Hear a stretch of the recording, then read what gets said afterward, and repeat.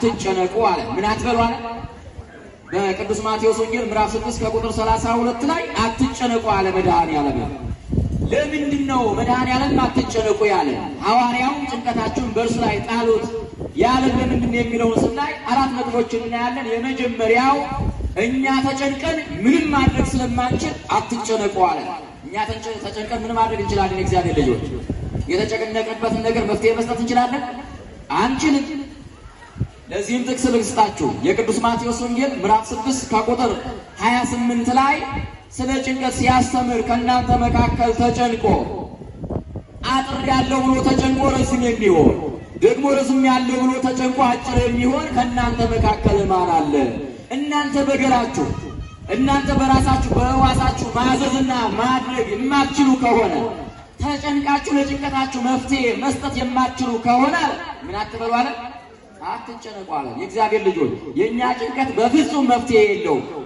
እኛ ስለተጨነቅ የምናከናውነው ነገር የለም። ነገር ግን ለጭንቀታችን መፍትሄ የት ላይ አለ? ከማን ላይ አለ? ከመድኃኔዓለም ላይ አለ። ራሱ አምላካችን እግዚአብሔርም አትጨነቁ አለ። ስለዚህ እኛ ተጨንቀን አጠርኩ ብለን መርዘም የማንችል ከሆነ ረዘም ብለን ማጠር የማንችል ከሆነ ደግሞ ስለተጨነቅነ የራሳችንን ጥቁሯን ፀጉራችንን ወደ ነጭ መቀየር ኃይልና ስልጣን ከሌለ ማድረግ ካልቻል ተጨንቀን በጤንነታችን ላይ መቼም ጤናማ መሆን ካልቻል ከበሽታችን መፈወስ ካልቻል ለምን እንጨነቃለን? የእግዚአብሔር ልጆች ስለተጨነቃችሁ ጤንነታችሁ የማይሟላ ከሆነ ስለተጨነቃችሁ በአካውንታችሁ ገንዘብ የማይሞላ ከሆነ ስለተጨነቃችሁ በንግዳችሁ ትርፋማ መሆን ካልቻላችሁ ለምን እንጨነቃለን ወገኖች? ስለዚህ የእግዚአብሔር ቃል እየነገረን ያለው እንዳንጨነቅ እየነገረን ያለው ተጨንቀን ለጭንቀታችን መፍትሄ ስለማንሰጥ ማድረግ ስለማንችል አትጨነቁ አለን። ይልቁንስ ወደ ማን እንጩህ? ለጭንቀታችን መፍትሄ፣ ለእንቆቅልሻችን መፍትሄ፣ ለችግራችን ሁሉ መፍትሄ ሊሰጥ ወደሚችለው ወደ ማን ሸክማችን እንጣል? ወደ መድኃኔዓለም እንጣል። ለጭንቀታችን መፍትሄ ስለማንችል ተማሪው አብዝቶ ሊጨነቅ አይገባም። ሊያነብ ይገባዋል እንጂ አብዝቶ ሊጨነቅ አይገባም። ምክንያቱም ስለተጨነቀ ውጤታማ ስለማይሆን። ነጋዴው አብዝቶ ስለተጨነቀ አይደለም ትርፋማ የሚሆነው።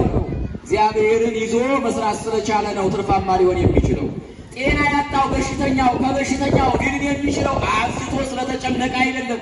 ለጭንቀቱ መፍትሄ ስለማይሰጥ ወደ እግዚአብሔር በማንባት ወደ እግዚአብሔር በመጮህ እግዚአብሔርን ተስፋ በማድረግ ነው ችግሩ ሊፈታለት የሚችለው። ስለዚህ በመጀመሪያ ደረጃ የእግዚአብሔር ቃል እየነገረን ያለው እኛ ተጨንቀን ማድረግ ስለማንችል